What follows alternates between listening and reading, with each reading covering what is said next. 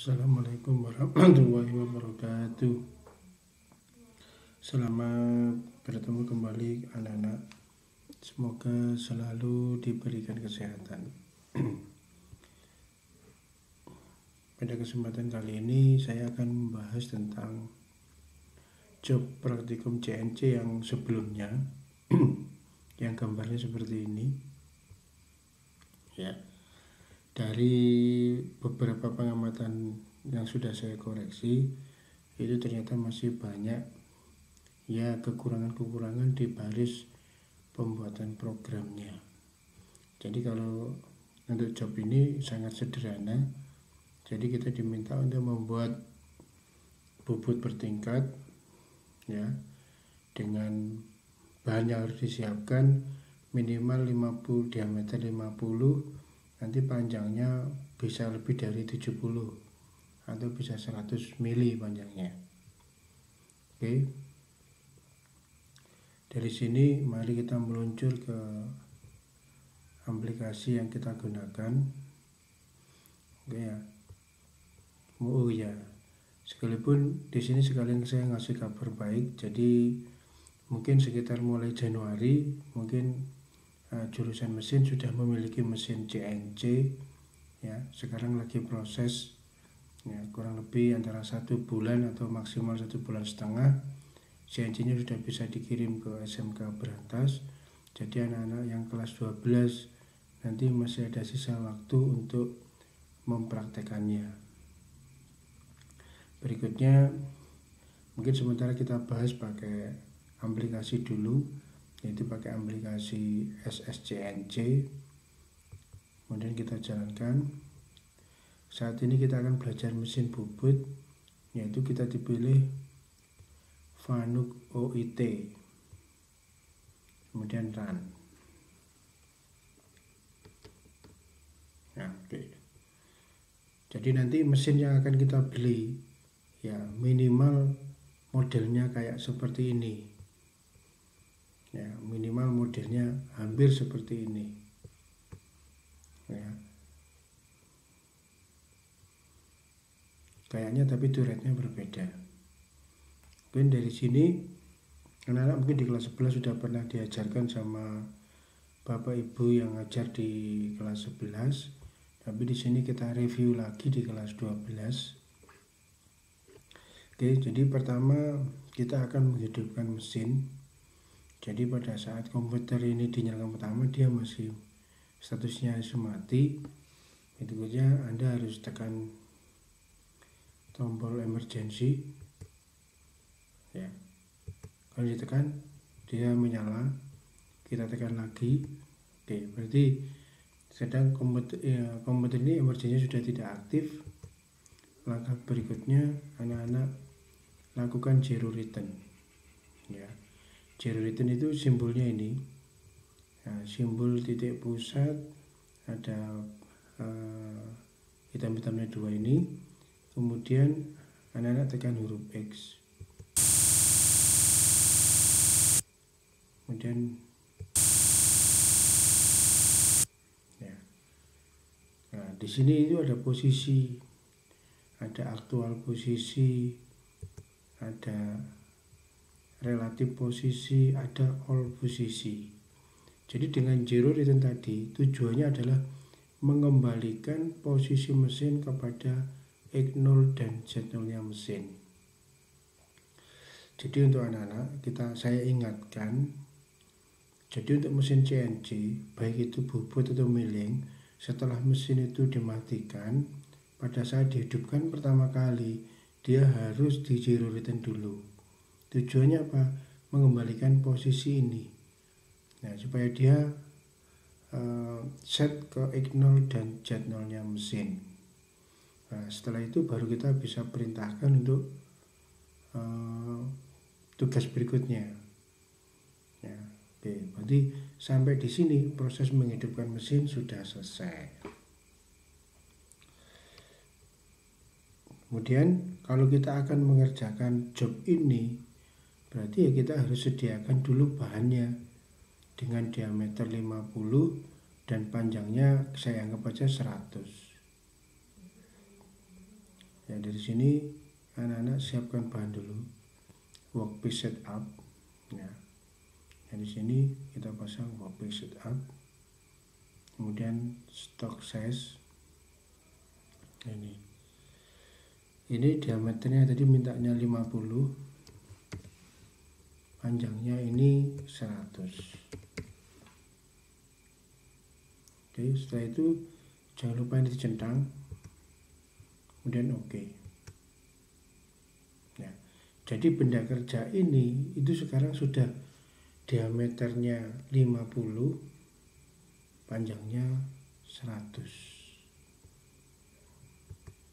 Ya, ini. Ya, setelah bahannya siap, anak-anak harus memasang tool yang akan dipakai untuk bobot ini. Ya, jadi Anda ke tool management. Jadi ini bisa disorot ke sini. Oh, ini namanya clamp position. Ini sorot lagi clamp position out. Ini sorot lagi close machining door. Sorot lagi rapid simulation. Sorot lagi workpiece setup. Sorot lagi tool management. Nah, ini kita pilih, klik tool management. Ya, kita klik. Nah, ini model gambarnya gini.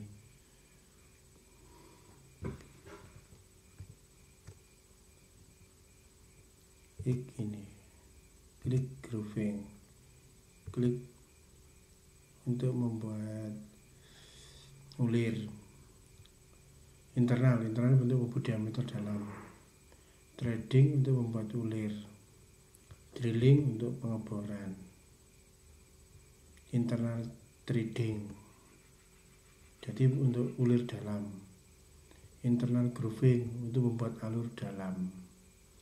Ya, nanti kalau dari yang disediakan ini memang Anda belum cukup, ya silakan ditambahkan lagi di sini. Misalkan saya mau tambahkan add, saya butuh pahat, misalkan ordernya ini, butuh pahat ini, ya, CNMG, kemudian oke.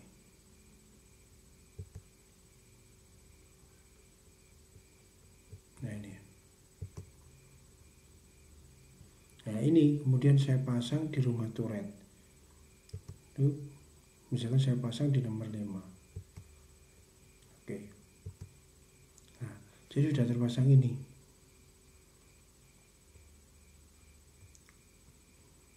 Nah, jadi sudah terpasang ini. Jadi ini dinamakan turret. Kalau ini saya geser, nah kayak gini. Turret itu sebuah tempat untuk memasang tool daripada mesin bubut, yang mana kalau di gambar mesin ini terdiri dari mulai nomor 1 terakhir di nomor 8. Jadi secara teori mesin ini bisa menampung 8 tool dalam sekali pengerjaan maksimum. Berarti ya dipasang 1 boleh, dipasang 2 boleh, dipasang 3 boleh. Ya. Oke, ini ketepatan saya pasang di nomor 5. Berarti tool ini supaya siap harus dipasang di sini. Berarti ini harus diputar. Ya. Nah, kemudian cara muternya itu kita, nah di sini bisa disorot. Nah, ini kalau saya klik ini memori, atau arti mode ini adalah mode otomatis. Artinya kalau ini dipilih, mesin nanti akan menyalakan program secara otomatis. Oke, nanti kalau diklik baca tulisannya di sini. Ini saya klik baca tulisannya di sini. Oh, ini mode edit. Berarti artinya mode edit ini mode yang digunakan untuk mengedit pembuatan program. Nanti itu membuat program. Jadi program yang dibuat di mode edit itu tidak akan hilang meskipun mesinnya mati. Kemudian yang satunya ini mode MDI. MDI itu adalah mode membuat program sementara. Maksudnya apa? Program yang dibuat di mode MDI, program itu akan hilang setelah dijalankan. Contoh, saya akan membuat program memutar ini. program ini kan menurut saya nggak perlu disimpan, berarti saya buatnya di MDI. Nah, program yang saya buat memang butuh disimpan, saya buatnya di mode edit itu ya. Oke, mode MDI, kemudian kita klik program ya, kita klik MDI di sini ya. Kemudian jangan lupa kuncinya ini di on kan. Misalkan saya akan memutar T5 berputar ke sini, jadi ngetiknya adalah T0505 EOB insert. Nah, di sini ada insert. Kemudian dijalankan dengan bentar ini. 1, 2, 3. Ya.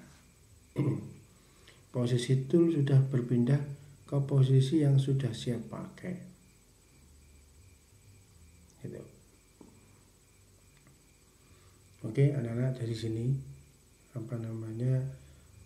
silakan nanti diamati ini ya, nanti kalau ada yang kurang jelas bisa ditanyakan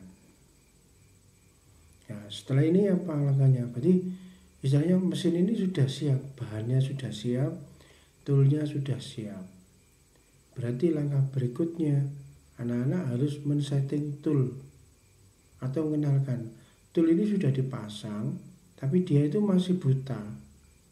Dia belum tahu X100 itu di mana, X10 itu di mana, itu masih buta. Nah, makanya proses setting tool ini adalah proses mengenalkan ujung pahat. Kalau dia sudah kenal, nanti anak-anak perintahkan pahat kamu membubut ke diameter 10, dia sudah tahu sendiri. Anak-anak pahat kamu harus bubut dengan kedalaman 50 mili, dia sudah tahu sendiri ya. Tapi syaratnya yaitu berarti sebelum alat ini digunakan wajib di geometri bahasanya, atau dikenalkan dulu ya. Jadi cara mengenalkannya kayak gini, pandangan dirubah ke pandangan 2 dimensi. Ini kalau saya klik, gambarnya jadi 2 dimensi. Kalau saya klik lagi, gambarnya jadi 3 dimensi. Jadi untuk mengenalkan, menurut saya lebih baik pandangannya dirubah menjadi 2 dimensi. Kita klik ini. Kemudian ujung pahat ini kita dekatkan, nempel di sini. Ya. Caranya mendekatkan, anak-anak, nah di sini ada 2 simbol kayak ulir. Ini sama ini. Kalau ini saya klik, di sini tulisannya job. Kalau ini yang saya klik, tulisannya ing. Artinya apa? Kalau saya klik job, pahat nanti bergerak ke sini dengan kecepatan agak tinggi. Kalau saya klik ini, kecepatannya agak pelan, dia diatur dengan ini. Kalau ini diklik ini dikali 1000, berarti dia akan lebih cepat. Diklik 100, lebih lambat dikit. Klik 10 berarti lebih lambat sedikit. Klik 1 berarti dia paling lambat.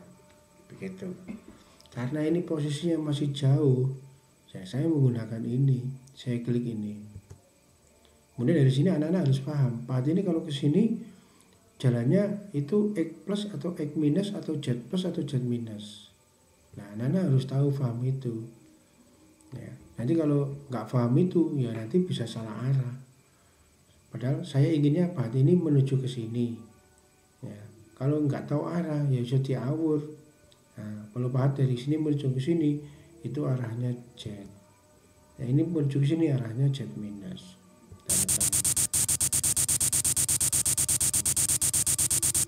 Kok kurang cepat bisa ditambah ini.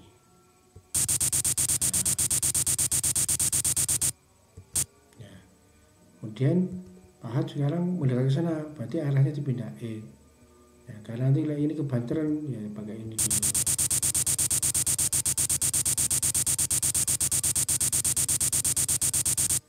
Ya, supaya ini besar ya, ini di zoom ya, di zoom out ya. Saya sini dulu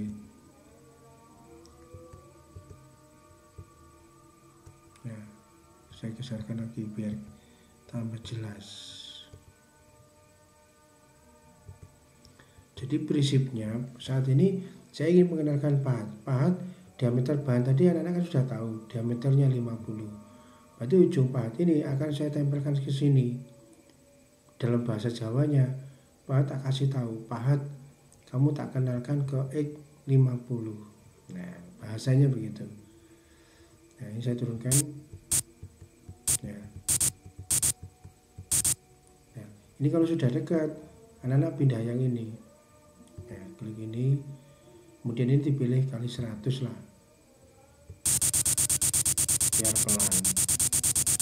Nah, itu sampai angka ini 0.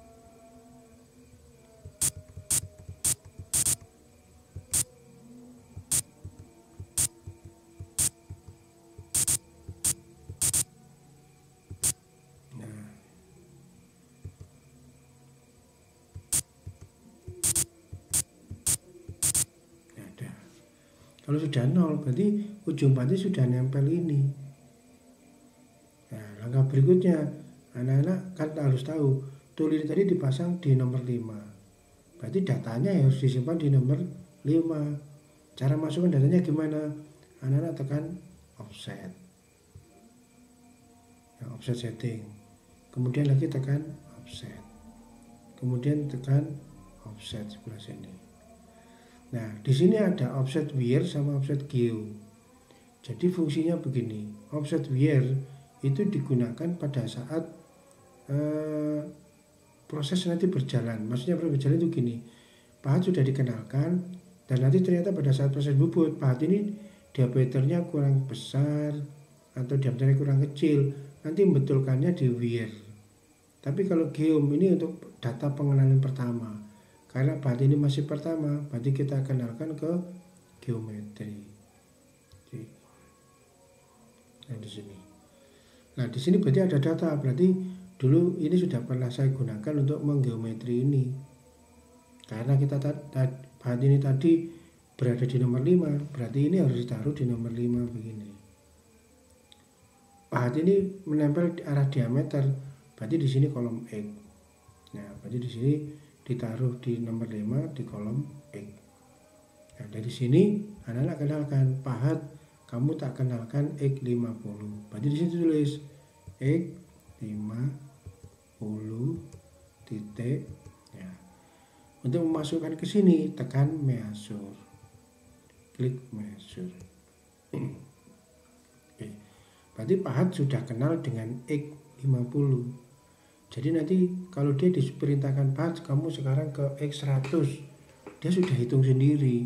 Pahat kamu X80, dia sudah menghitung sendiri. Nah, begitu caranya. Setelah ini kita kenalkan ke arah Z-nya, jadi ditempelkan di sebelah sini. Jadi ini nanti langkahnya ini diundurkan sedikit, mundur lagi sedikit, maju. Baik. Mundur dikit, pokoknya terbebas saja, kemudian mundur lagi,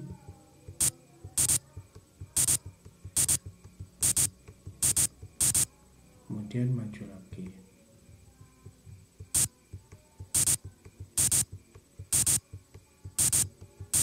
Nah, oke ya, jadi majunya ini boleh bebas, yang penting ujungnya nanti ini nempel di sebelah sini. Nah, kalau saya gedekan lagi, nah setelah itu kita tempelin dikit-dikit.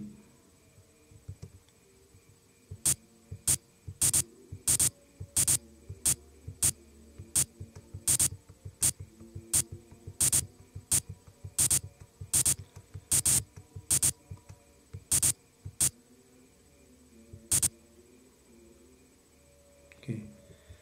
Nah, ini artinya dia sudah nempel. Dia sudah nempel, berarti kita kenalkan di kolom Z-nya. Berarti ini digeser ke kolom Z. Klik geser. Jadi kalau sekarang kita kenalkan pahat, kamu sekarang saya kenalkan ini lo Z0. Nah, jadi kita Z0 titik measure. Ya, Dari sini Pak sudah kenal. Misalkan nanti kita program, kita perintahkan berapapun, dia sudah paham. Oke anak-anak, jadi untuk materi besok atau hari ini, anak-anak ngamati ini dan menulis ya langkah-langkah proses setting tool. Ya, jadi tugasnya nanti itu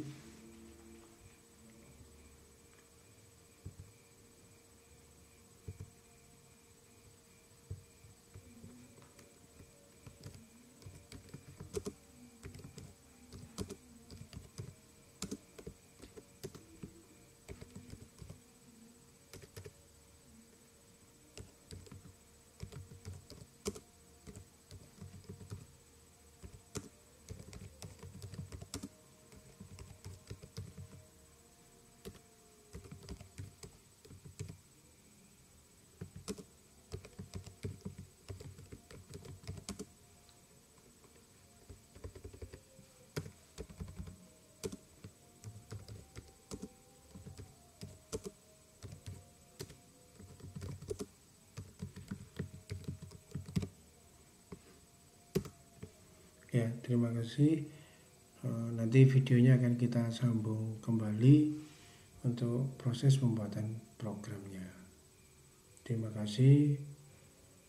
Selalu jaga kesehatan. Wassalamualaikum warahmatullahi wabarakatuh.